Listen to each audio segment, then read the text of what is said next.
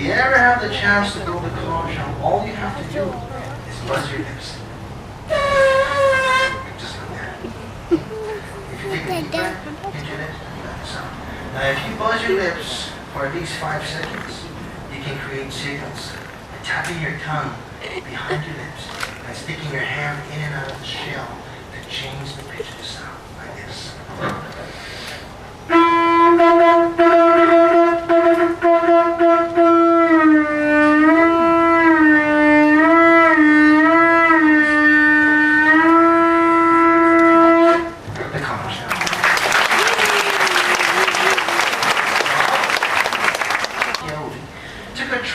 Place called San Diego, California. Now while visiting San Diego, some of his friends there took him to a rodeo show where he met a group of Spanish cowboys who he became good friends with. In the 1830s, our king brought these cowboys back to Hawaii with him so they could teach and train Hawaiian men how to become ranchers. Now when these cowboys came, because they were Spaniards, it was they who brought their Spanish guitars with them. And during their spare free time, they were teaching the Hawaiians how to play these instruments, not knowing that one day the Hawaiians become expert guitar players.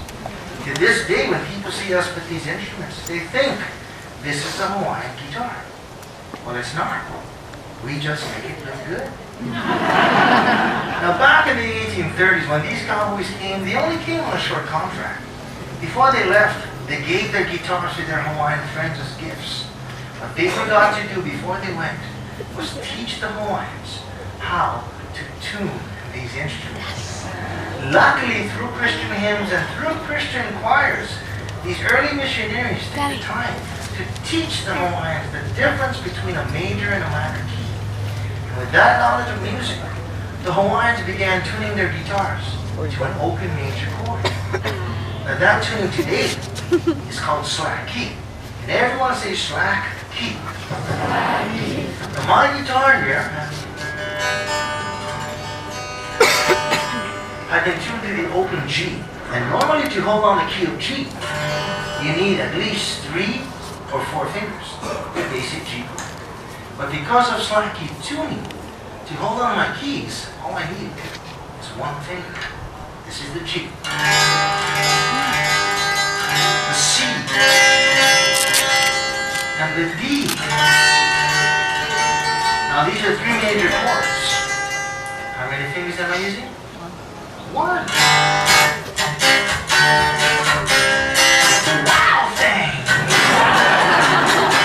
I'm just joking. You like it. Because when we play,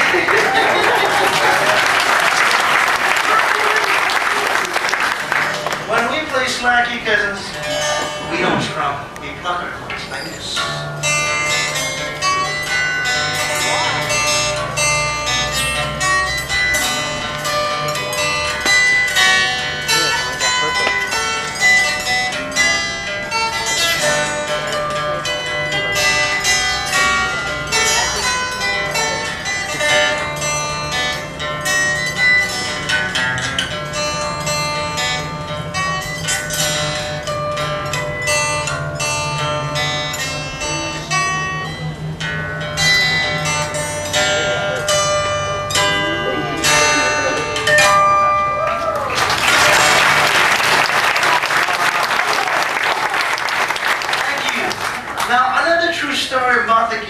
What happened in 1885. There was a 15-year-old boy whose name was Joseph K. Cook.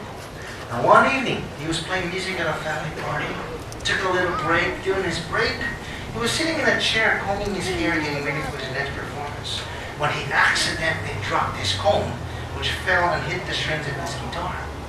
At contact, the comb made a very unique sound on the strings. And because of that sound, this young boy, believe it or not, was able to master the sound his comb made by using a little piece of a steel bar, like this.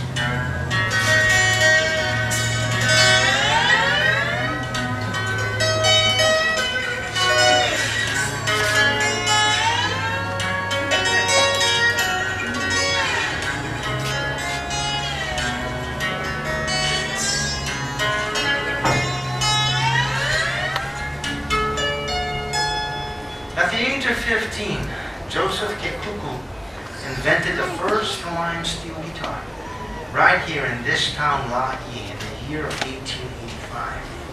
Then in 1927, he moved to California where he opened a school and taught steel guitar for many years.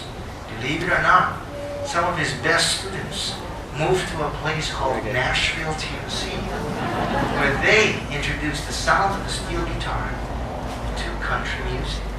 So when people listen to country music today and they hear the sounds of the steel guitar, they have no clue that they're listening to a little touch of Hawaiian at the same time.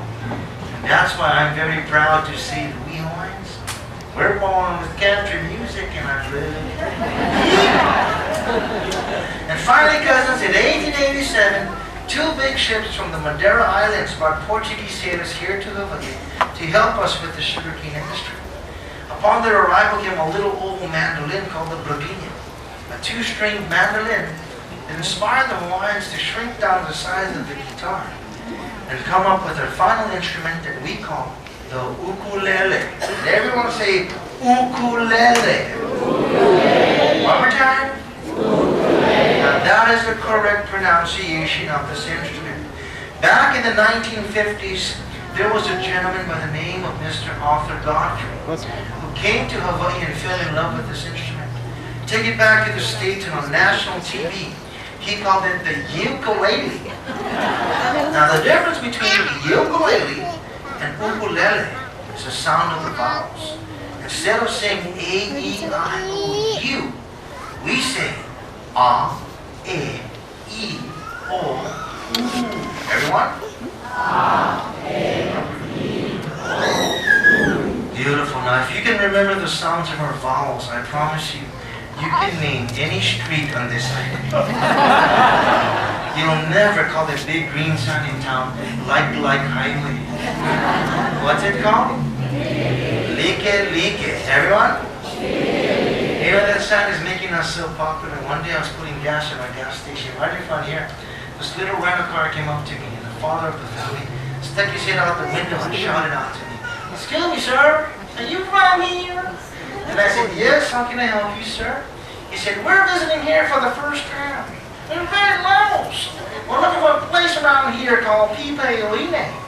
And I said, "Pipe Line? I have no idea. Can I see your map?" I looked at his map and I said, "Sir, this is not Pipe Line. This is called Pipeline." Right down the road, 20 minutes from here. Have a nice day, sir. Came to work that day, I couldn't stop laughing. Now many have asked me, what does ukulele mean? The truth is, ukulele is two Hawaiian words put together. Everyone say uku. Uku is a little tiny bug known as your head lice. Everyone say lele. Lele means for the little bugs to jump up and down or to leap. Whenever someone had ukus and their head was itching, they scratched their head. The more you scratch, the more they jump. And the same is true with this instrument here. It'll never function unless someone picks it up and starts scratching. When we start to scratch, our fingers, they jump like little bugs.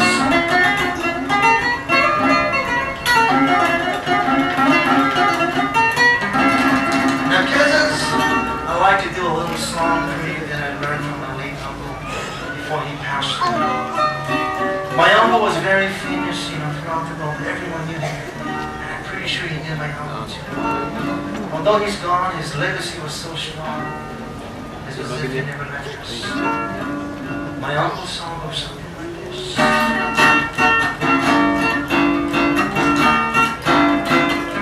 It's now or never.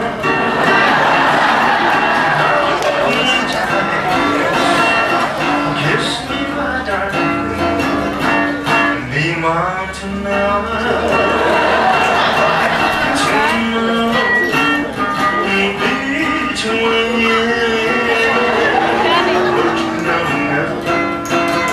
My love.